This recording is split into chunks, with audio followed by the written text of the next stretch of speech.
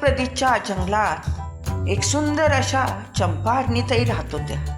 एकदा काय झालं, त्या गवत खायला गेल्या आणि गवत खात खात त्या जंगलाच्या बाहेर आल्या आणि तशाच त्या दुसऱ्या जंगलात गेल्या.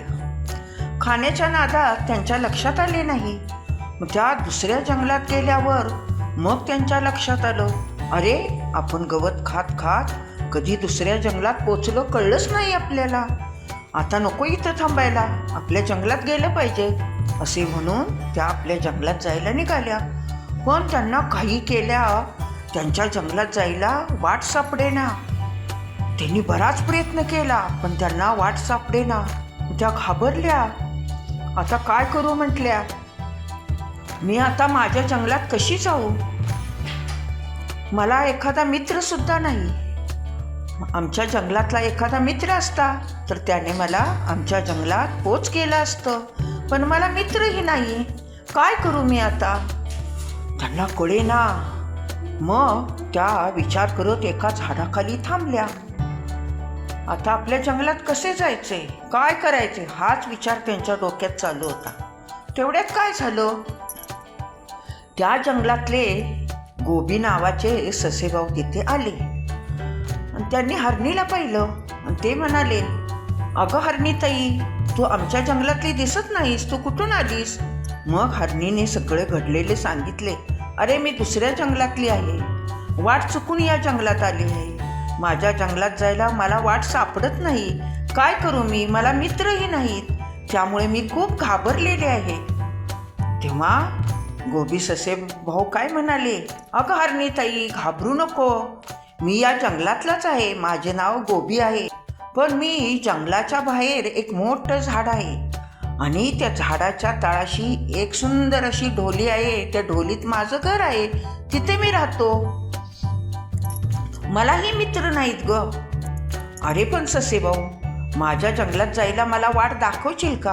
हो दाखवतो तुला वाट, मला आमच्या जंगलची सगळी माहिती आहे, तुला मी वाट दाखवतो.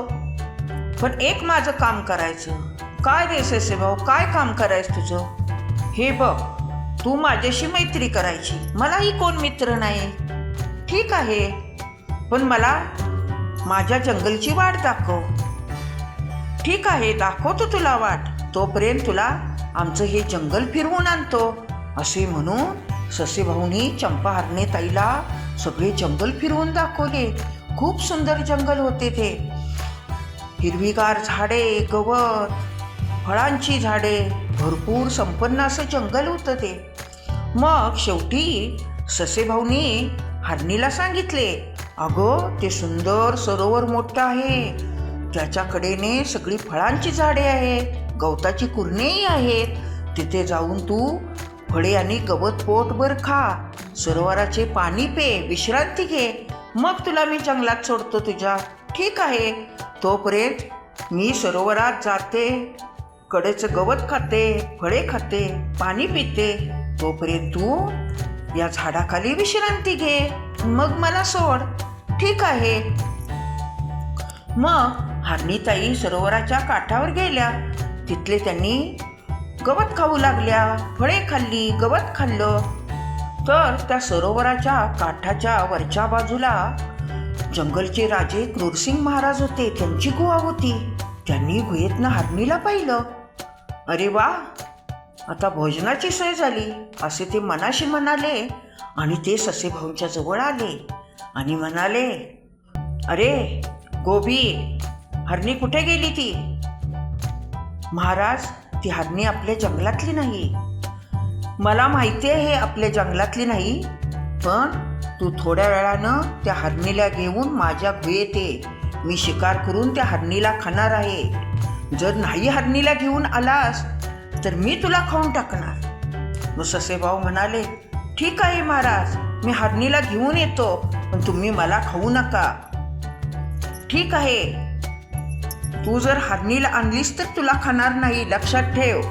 असे म्हणून क्रूरसिंग महाराज निघून गेले.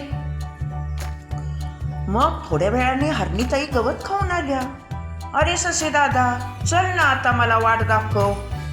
ही बघ चंपाताई, तुला एक सांगतो, तू आता माझा मित्र झाली आहेस, त्यामुळे तू माझ्या मित्राला भेटायला चल. अरे कोण आहे तुझा मित्र? अगो, माझा मित्र म्हणजे या जंगलचे राजे क्रूरसिंग महाराज आहेत. अरे सिंहराजे तुझे मित्र?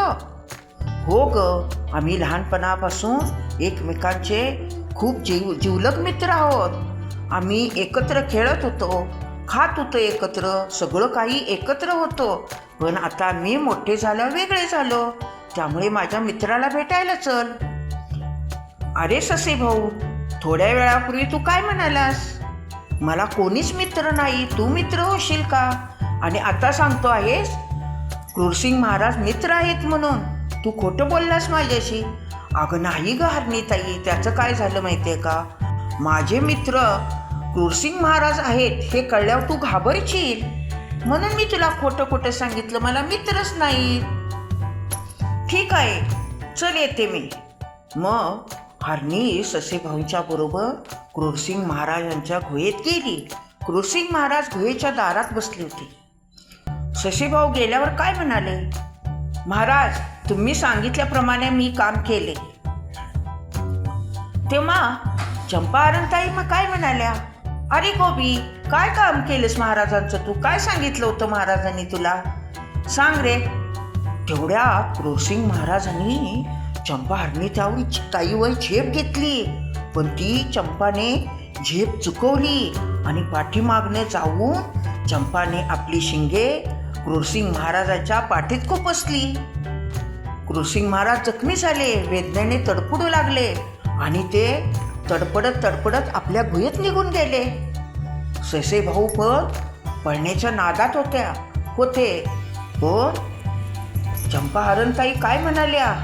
अरे गोबी, पळतोस कुठे? थांब, मी तुला काहीही करणार नाही. तू माझ्याशी मैत्री केलीस आणि माझ्या मैत्रीचा विश्वासघात केलास, हे काही बरोबर केले नाहीस. अरे खरे मित्र जे असतात ते जे संकटात मदत करतात आणि जे संकटात ढकलतात ते खरे मित्र नसतात. आता तू मला माझ्या जंगलची वाट दाखवू नको, माझी मी वाट शोधून जाईन, असे म्हणून हरणीताई आपल्या जंगलाकडे निघून गेली. हा व्हिडिओ आवडला असेल तर आपल्या आजीच्या गोष्टी चॅनलला लाईक करा, शेअर करा आणि सबस्क्राईब करा.